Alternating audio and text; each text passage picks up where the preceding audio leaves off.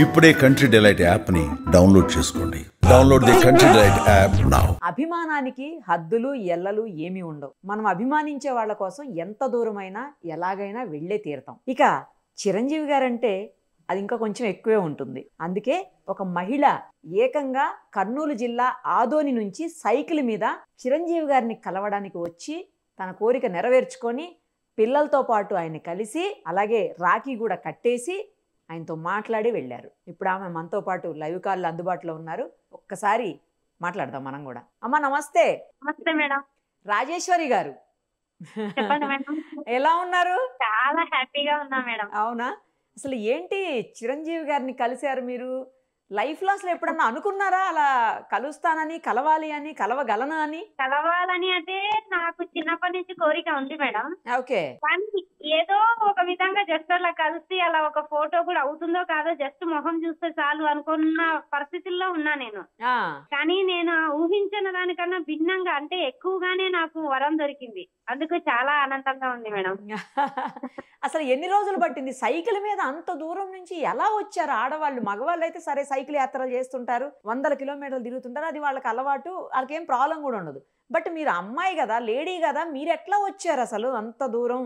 Madam ఈ ధైర్యానికి ముఖ్య కారణం ఒక వ్యక్తి ఉన్నారు మేడం. చెప్పొచ్చా? ఎవరు? మా కొనిదెల పవన్ కళ్యాణ్ అన్నగారు. ఓకే. మేడం నేను జనసేన పార్టీలో గత 2017 నుంచి వర్క్ చేస్తున్నా మేడం. ఐ మీన్ పార్టీలో పనిచేస్తున్నా మేడం. మా ఆదోని నియోజకవర్గంలో జనసేన పార్టీలో చేరాను మేడం 2017లో. ఆదోని నియోజకవర్గం మల్లప్ప గారని ఇక్కడ జనసేన పార్టీ ఇన్ఛార్జ్, ఆయన ఆధ్వర్యంలో నేను జనసేన పార్టీలో జాయిన్ కావడం జరిగింది.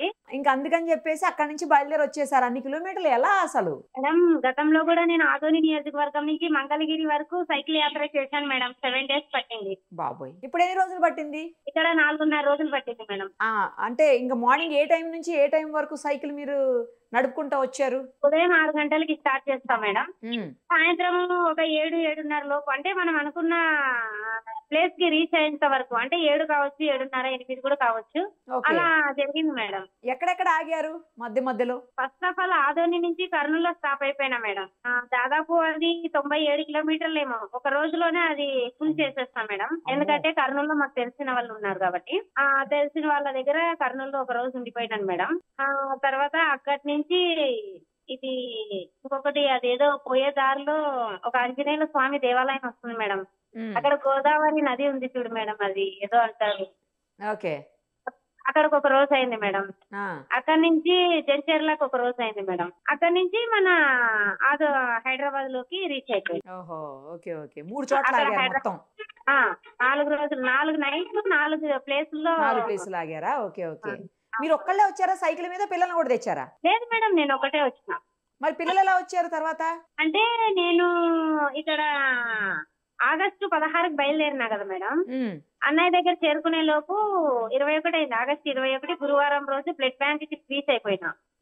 అక్కడ స్వామినాయుడు సార్ గారు, మా అన్నయ్య లేరు కదమ్మా ఎట్లా అంటే, చెప్పండి సార్ ఏదో ఒకటి దారి, నేను అభిమానంతో వచ్చాను, అన్నను ఒకసారి దర్శించుకోవాలని ఆశతో వచ్చాను అంటే ఆ సారు నా బాధను అర్థం చేసుకొని, అమ్మా అన్న ఇలా గోవా వెళ్ళినారు, వచ్చిన తర్వాత ఖచ్చితంగా మీకు కబురు పంపిస్తాము, మీరు రిటర్న్ ఊరు ఎట్టారేమో ఎత్తుకోండి, 1 week పట్టొచ్చు అన్నారు.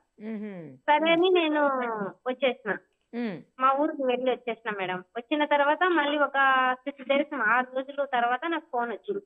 బ్లడ్ బ్యాంక్ నుంచే ఫోన్ వచ్చింది. ఫోన్ వచ్చిన తర్వాత చిరంజీవి సార్ గారు మీ వీడియోస్ చూశారు, మిమ్మల్ని ఆయన కలుస్తానన్నారు, మీరు బయలుదేరి వచ్చేయటమ్మా అని ఆ రోజు బుధవారం నైట్ నాకు కాల్ వచ్చింది మేడం. అది విన్న వెంటనే ఏమనిపించింది మీకు?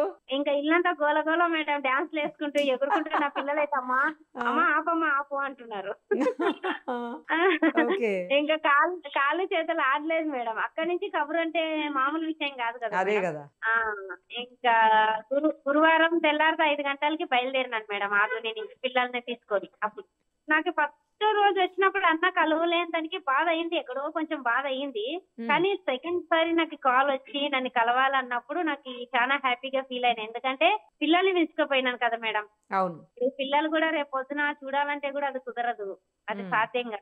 ఏదో నా చాటున నా పిల్లలు కూడా అన్న దర్శనం చేసుకుంటారు కదా అని పిల్లల్ని కూడా తీసుకొచ్చినాను మేడం. వచ్చి అన్న దగ్గరికి వెళ్ళాం, నిజంగా చాలా ఎంతసేపు చాలా మంచి ఉన్నారు? మేడం. నేను అరగంట ఉన్నాను మేడం అక్కడ. అరగంట ఏంటి 40 నిమిషాలు ఉంటాను మేడం లోపల. ఏం మాట్లాడారు ఉన్నాను మేడం. చిరంజీవి గారు చెప్పండి మాకు కూడా. వచ్చారు మేడం అన్నగారు. అక్కడ వెనక సైడ్ నుంచి అలా వచ్చారు. అన్న ఇట్లా ఆ ద్వారాలు ఇలా తీసుకొని వచ్చారు మేడం. వచ్చి నేను అన్నని చూస్తున్నా, అన్న ఇంకా నన్ను చూడలేదు. అక్కడ ఉన్న స్టాఫ్ కి అమ్మాయి ఎక్కడ అని అడిగారు. అక్కడ ఉంది అని చెప్పినారు వాళ్ళు. తర్వాత వెళ్ళాను. రామ్మ అన్నారు. రామ్మ అనేసరికి గతంలో పవన్ కళ్యాణ్ గారు రా తల్లి అని పిలిచినారు మంగళగిరి పార్టీ ఆఫీస్ లో. సేమ్ జిట్టు చిరంజీవి అన్నగారు కూడా రామ్మ తల్లి అన్నారు. దగ్గరికి వెళ్ళి కాలు పట్టుకోవడానికి పోతే అది కాదు అని ఇది చేసినారు మేడం. తర్వాత ఇంకా నాతో మాట్లాడారు. ఏమా ఎలా సైకిల్ మీద రావాలనిపించింది మీకు, ఎందుకు ఇంత సాహసం చేశారు అని అడిగారు. నేను మీ పైన అభిమానం అన్నా అన్నాను. మీరే అన్నారు కదన్నా ఏదైనా లైఫ్ లో ఒక గోల్ పెట్టుకోవాలా, గోల్ రీచ్ అవ్వాలంటే ఎంత కష్టమైనా పడాలని ప్రతి సినిమాలో మీరు ఒక మెసేజ్ ఇస్తారు. చిన్నప్పటి నుంచి మిమ్మల్ని చూస్తూ ఎదిగానన్నా, కాబట్టి నేను దాన్నే ఆదర్శంగా తీసుకొని నేను ఈ రోజు మీ దగ్గరికి రావడానికి కారణం అయిందన్నా చెప్పినాను మేడం. ఓకే, అప్పుడేమన్నారు? నవ్వారన్న. నవ్వారు, సభాష్ అన్నారు. తర్వాత పిల్లల్ని దగ్గర తీసుకున్నారు. పిల్లలు చదువు గురించి అడిగారు. తర్వాత పిల్లలతో మాట్లాడారు, పేర్లు అడిగారు. వాళ్ళ పిల్లలు అన్నిటికీ సమాధానం చెప్పారు. తర్వాత ఇంకా నాకు దుఃఖం ఆగలేదు మేడం. అన్నం చూసేసరికి దుఃఖం ఆగలేదు. ఒకసారిగా నాకు ఉన్న సమస్యలంతా కళ్ళు ముందుకు అలా వచ్చాయి. కానీ నేను అడగకూడదు అని కూడా చిరంజీవి అన్నగారిని పర్మిషన్ తీసుకున్న తర్వాతే నా ఒకే ఒకటి చెప్పాను మేడం. అంతే, ఒక్క విషయం అన్నని పర్మిషన్ తీసుకున్న తర్వాతే చెప్పాను మేడం. ఎందుకంటే చాలా మంది చాలా విధాలుగా అనుకుంటారు మేడం. కళ్యాణ్ సార్ దగ్గరికి వెళ్ళింది ఏమో తెచ్చుకునింది, ఇప్పుడు చిరంజీవి అన్న దగ్గరికి వెళ్ళింది ఏమో తెచ్చుకుంటుంది అని ఇలా పుకార్లు చికార్లు కొడుతున్నాయి మేడం. అది తప్పు మేడం. నేను అభిమానంతో వెళ్ళాను మేడం. ఇప్పటికీ అభిమానంతో ధైర్యంగా, ఇప్పుడు ఇది లైవ్ కదా మేడం, ఇంత ధైర్యంగా ఎందుకు చెప్తున్నానంటే నేను డబ్బు ఆశించి వెళ్ళలేదు మేడం. అప్పుడు ఇప్పుడు ఎప్పుడు మెగా కుటుంబం పైన ఉన్న అభిమానంతోనే ఉన్నాను. వాళ్ళు అడిగితే ప్రాణాలైనా ఇచ్చేంత అభిమానం నా దగ్గర ఉంది. వాళ్ళ కోసం ఎన్ని సేవలు చేశాను, ఎన్ని పూజలు చేశాను అన్నది నా మనస్సాక్షికి తెలుసు, ఆ భగవంతుడికి తెలుసు మేడం. కానీ చాలా మంది చాలా విధాలుగా అనుకున్నప్పుడు కాస్త బాధ అవుతుంది మేడం. పోనీ జనం ఎవరో ఏదో అనుకుంటారని అవన్నీ మాట్లాడకూడదు, వదిలేసేయండి, ఆయన పట్టించుకోకూడదు. కానీ చిరంజీవి గారు ఏమన్నారు చెప్పండి ఫైనల్ గా. మీరు ఆయన దగ్గర పర్మిషన్ తీసుకున్నాక ఏం చేశారు, ఏం చెప్పారు, ఆయన ఏమన్నారు? ఈ పిల్లలు నా ఇద్దరు పిల్లలన్నా, నేనే తల్లి నేనే తండ్రి అన్న ఈ పిల్లలకి. నేను ఆర్థికంగా చాలా కష్టపడి పనిచేస్తూ పిల్లల్ని పోషించుకుంటున్నానన్నా. కాకపోతే వీళ్ళని మేము చదువుకోవాలనుకున్నాం, మాకు అప్పుడు కుదరలేదన్నా. అంత మా పరిస్థితులు బాగలేక వీళ్ళనైనా మంచిగా చదివించి వీళ్ళని ఒక మంచి స్థాయిలో చూడాలన్నదే తల్లిగా నా కోరిక అన్నానన్న.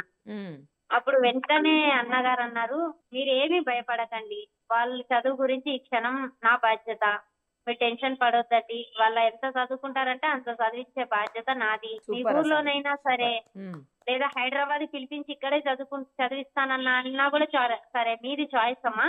మీరు టెన్షన్ పడొద్దు. ఫస్ట్ మీరు ఆరోగ్యాన్ని చూసుకోండి, పిల్లల్ని బాగా చూసుకోండి. వాళ్ళకి చదువు ఎడ్యుకేషన్ గా ఎంత చదువుతామంటే అంత చదువు నేను చదివిస్తాను. ఈ రోజు నుంచి ఆ బాధ్యత నాది అనేసరికి కళ్ళల్లో నీళ్ళు ఆగలేదు మేడం. నాకు చేతులు ఎత్తి దండం పెట్టేసి నేను ఇంకా చాలా ఎమోషనల్ గా ఫీల్ అయ్యాను. ఎందుకంటే నేను అసలు అది కూడా ఊహించలేదు మేడం.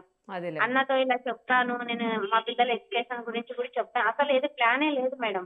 నేను నార్మల్ గా అన్నను వెళ్ళాలి, కలవాలి, చూడాలి, నా 2 కళ్ళతో అన్నని చూసి నా జన్మ ధన్యం చేసుకోవాలనే వెళ్ళానే కానీ ఏది ఆశించలేదు రాజేశ్వరి, ఏది ఆశతో కూడా వెళ్ళలేదు మేడం. దారిలో వచ్చేటప్పుడు ఏదైనా ప్రాబ్లం అయిందా? సైకిల్ పంక్చర్ అవటం గానీ లేకపోతే ఏదన్నా ఇబ్బంది కలగటం గానీ అట్లా ఏమన్నా అయిందా madam? First of all cycle అన్నది నా సోదరుల కన్నా ఎక్కువ మేడం. నిజంగా నేను ఈ బలమైన ఈ 2 యాత్రలు అంతంత లాంగ్ జర్నీ చేసేటప్పుడు కూడా కళ్యాణ్ అన్న దగ్గరికి పోయేది ఇంకా లాంగ్ జర్నీ మేడం. ఆ రోజు కూడా సైకిల్ కి ఒక పంచర్ గానీ ఒక గాలి పోవడం కూడా జరగలేదు మేడం. ఏం సైకిల్ అమ్మా మీది? నార్మలే మేడం, నార్మల్ సైకిలే. నార్మల్ సైకిలేనా? Okay, normal madam. కానీ ఇబ్బంది పెట్టకుండా మంచిగా తీసుకెళ్ళింది మిమ్మల్ని 2 చోట్లకి. 2 చోట్ల మేడం. ఇప్పుడైతే అస్సలు కంటే ఇప్పుడు కూడా ఏదేదైతే గాలి పోలేదు మేడం. ఇప్పుడు కూడా ఆదోని హైదరాబాద్ నుంచి ఆదోనికి వచ్చింది బస్సులో, ఇప్పుడు కూడా గాలి కూడా పోలేదు మేడం సైకిల్లో. సైకిల్ నా వెంట ఉండి నా విజయానికి ముఖ్య కారణం మేడం సైకిల్. ఇంకేమన్నా ఉందా? సైకిల్ యాత్రలు ఏమైనా చేయాలనుకుంటున్నారా ఇంకా? ఇంకొకసారి సైకిల్ ముడితే అందరూ కొట్టేస్తారు మేడం నన్ను. అంతేనా? ఓకే. ఇంకెవరన్నా అలా కలవాలనుకుంటున్నారా? అట్లేం లేదా ఇక? లేదు మేడం, రామ్ చరణ్ అన్న సార్ గారిని కలవాలని చాలా ఆశ మేడం. నేను ఒకసారి అనుకున్నా, అన్నకు చిరంజీవి సార్ పక్కన రామ్ చరణ్ సార్ కూడా కనిపిస్తే బాగుంటును అని మనసులో అనుకున్నాను మేడం. కానీ అది అన్ని మనం అనుకున్నట్టే జరగవు కదా మేడం. కానీ ఏదో ఒక రోజు రామ్ చరణ్ సార్ గారు కానీ ఉపాసన మేడం గారిని ఆ ఇద్దరు దంపతుల్ని దర్శించుకోవాలన్నది మాత్రం నాకు ఆశ ఉంది మేడం. బట్ ఏదో ఒక రకంగా వాళ్ళు కూడా నాకు అవకాశాన్ని ఇస్తే నేను నిజంగా సంతోషపడతాను మేడం. రైట్ అమ్మా. కానీ కోట్లాది మంది అభిమానులు ఉన్నారు చిరంజీవి గారికి.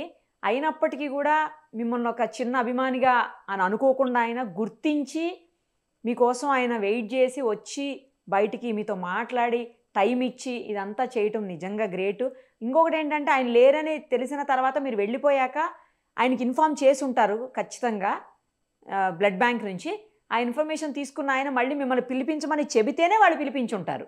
సో ఇంత గుర్తింపు ఒక అభిమానిగా, నార్మల్గా చిన్న అభిమాని, మీరు చిరు అభిమాని, అలాంటి చిన్న అభిమాని కోసం ఆయన అంత టైం స్పెండ్ చేసి అది గుర్తుపెట్టుకొని మళ్ళా ఆయన ఒక బాధ్యతగా తీసుకొని మిమ్మల్ని పిలిపించడము, మాట్లాడడము, మళ్ళీ మీ పిల్లల బాధ్యతను కూడా, చదువు బాధ్యతను కూడా ఆయన తీసుకోవటం అంటే నిజంగా చాలా గ్రేట్ అమ్మా.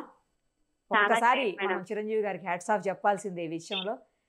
మేడం నా నుంచి చిరంజీవి అన్న గారికి ఒకటే చెప్తాను మేడం, చిరంజీవి అన్నయ్య గారు మీరు 100 ఏళ్ళు కాదన్నయ్య 1000 సంవత్సరాలు బ్రతకాలని మనస్ఫూర్తిగా కోరుకుంటున్నా. ఎందుకంటే మీ నీడలో కొన్ని వేలు, వందల వేలు, లక్షల కుటుంబాలలో వెలుగు వస్తుంది అన్నయ్య. మీరు చల్లగా ఉండాలి.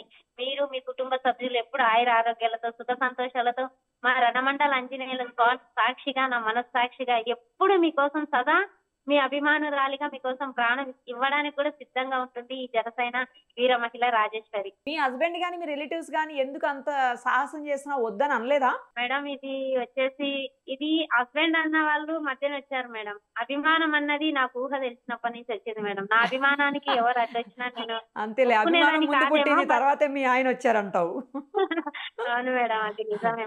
కానీ మేడం నాకు జంచర్లలోనే తెలిసింది మేడం, కాగా చిరంజీవి అన్న గారు లేరు హైదరాబాద్ లో అని. అప్పుడే ఫోన్ కాల్ వచ్చింది మేడం కర్నూలు నుంచి నాకు. కానీ చాలా మంది బ్రదర్స్ ఒకటే చెప్పినారు నాకు, అగా ముందడికి వేసినారు, మీరు వెనకడికి వేయకండి, మీరు వెళ్ళండి, ఆ భగవంతుడు మీ అనుకున్నారు అన్నారు.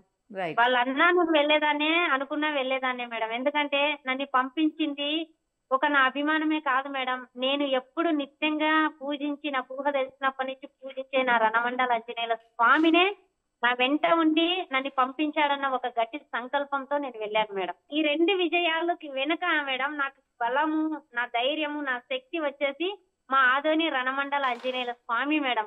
ఆయన లేకపోతే ఈ యాత్ర లేదు, ఈ రాజేశ్వరి లేదు, ఈ సక్సెస్ లేదు మేడం. రైట్, అంతా భగవంతుని యొక్క దయ మేడం. రైట్ అమ్మా. మీకు మీ పిల్లలకి all the very best. Thanks అమ్మా. Thank you so much.